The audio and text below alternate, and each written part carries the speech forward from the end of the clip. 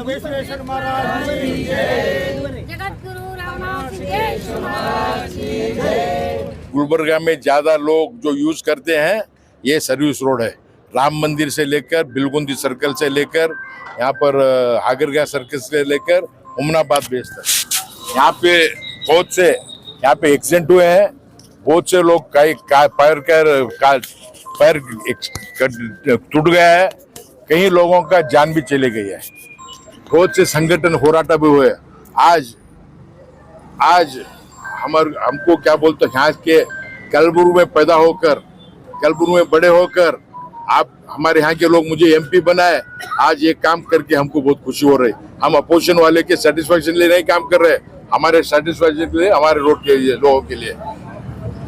तकरीबन 60 करोड़ रुपया सैंक्शन हुआ है ये रोड के लिए। एक बहुत बड़ा काम हुआ है।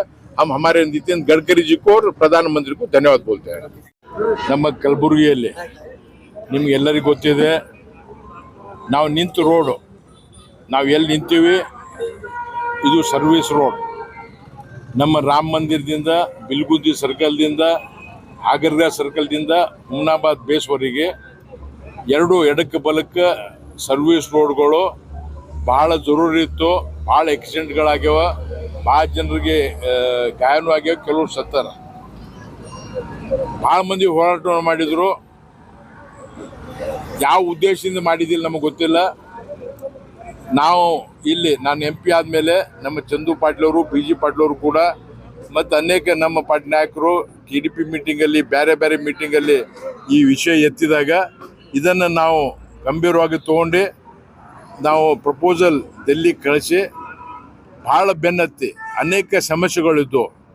ಇವು ಹಳೆ ರೋಡ್ಗಳು, ಡ್ರೈನೇಜು, ಜಸ್ಕಾಮ್ ಟ್ರಾನ್ಸ್ಫಾರ್ಮರ್ಗಳು ಮತ್ತು ಕಲ್ವರ್ಡ್ಗಳು, ಕೆಲವು ಎನ್ಕ್ರೋಚ್ಮೆಂಟ್ ಇಶ್ಯೂ, ಭಾಳ ಸಮಸ್ಯೆಗಳಿದ್ದು. ಇದನ್ನೆಲ್ಲ ಸರ್ವೆ ಮಾಡಿ ಎಲ್ಲ ಡಿಪಾರ್ಟ್ಮೆಂಟ್ NOC ತೊಗೊಂಡು ಪ್ರಪೋಸಲ್ ಕಳಿಸಿ ಇವತ್ತು 57 ಕೋಟಿ ಸಣ್ಣ ಮಾತಲ್ಲ, 57 ಕೋಟಿ ಸ್ಯಾಂಕ್ಷನ್ ಆಗಿದೆ.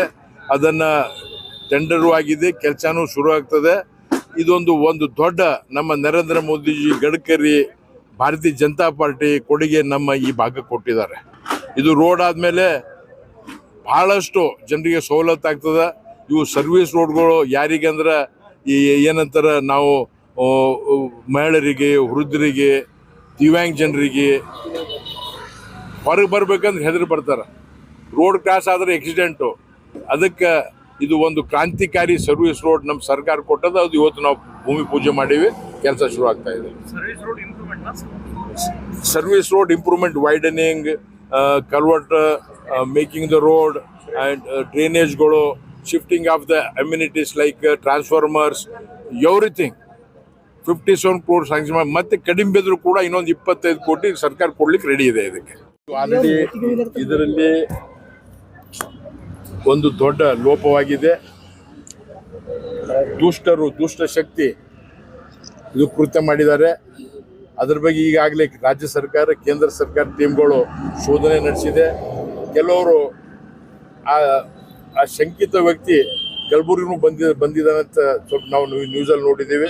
ಅದು ಇವತ್ತು ಇನ್ವೆಸ್ಟಿಗೇಷನ್ ಸ್ಟೇಜಲ್ಲಿ ಇದೆ. ಇದರ ಬಗ್ಗೆ ನಾವು ಜಾಸ್ತಿ ಮಾತಾಡೋಣ. 10 ದಿನ ಆದರೂ ಇನ್ನೂ ಅರೆಸ್ಟ್ ಮಾಡಲಿಲ್ಲ. ಅರೆಸ್ಟ್ ಮಾಡಬೇಕಾಗಿತ್ತು ರಾಜ್ಯ ಸರ್ಕಾರ.